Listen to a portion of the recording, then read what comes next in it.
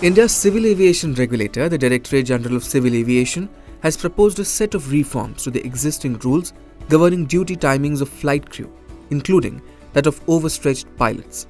Civil Aviation Minister Jyotiraditya Scindia recently told a news agency that these rules are closely aligned with global standards and that they will put a much more facilitative regime for pilots in place. The new rules will come into effect from 1st of June.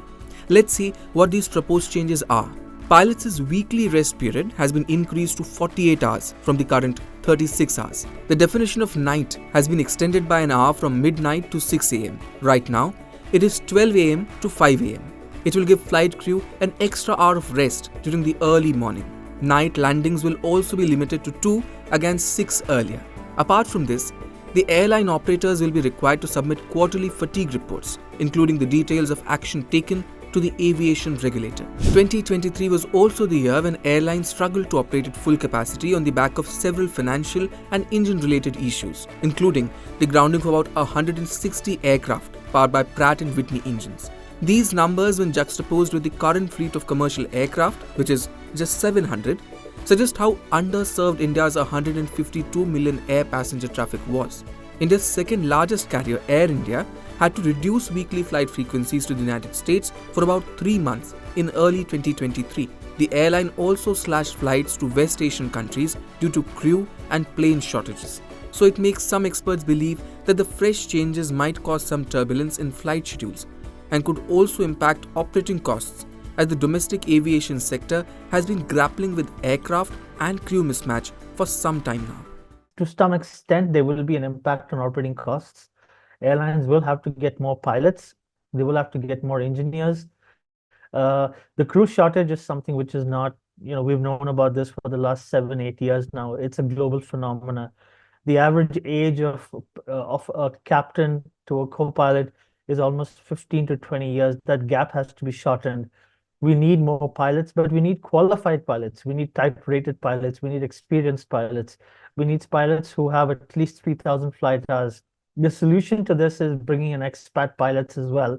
But the government and airlines are being very quite tight-fisted because they really don't want to lose the grip on Indian pilots, because obviously there is a price competitive challenge.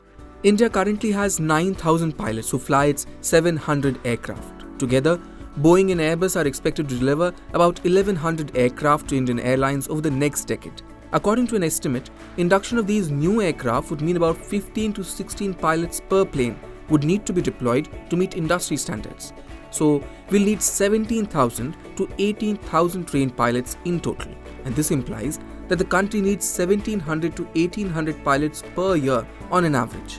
Currently, DGCA is registering only 600 to 750 commercial pilot license holders every year. Clearly, that gap is wide and needs to be filled. And apart from this, Indian Airlines, including Air India, had accumulated losses of $7.9 billion between financial year 2010 and 2023, of which $3.1 billion was prior to the pandemic period. But airlines are now coming out of the rough weather. Indigo reported a net profit of 189 crore rupees in July to September quarter of FY24 against a net loss of 1,583 crore rupees in the same period last year, while SpiceJet too has narrowed its loss. Air India under the new management is also trying to turn the corner. So clearly, there is a silver lining. Going forward, can airlines keep up as more and more people fly? Pilots' fatigue is obviously important. You can't compromise with safety. But at the same time, India has to start providing for institutes to get the pilots ready by the time new aircrafts come. So we need to think about how do we generate more pilots in India rather than compromising with safety. So these guidelines were much required if we want to meet international standards. The country is marching towards developed country, so we need to have these regulations in place. Yes, profitably, maybe in short run would be impacted, but in long term, ultimately the airlines would recover it from the passengers. So it will not be a dent on the profitability. In fact, it will provide a more safe environment for passengers to travel, and in long term, the country would benefit and airlines will also be able to be profitable. Clearly, the country's fast-growing airlines need more trained crew and pilots. It will not just take some load off from the existing employees, but will also lead to better services.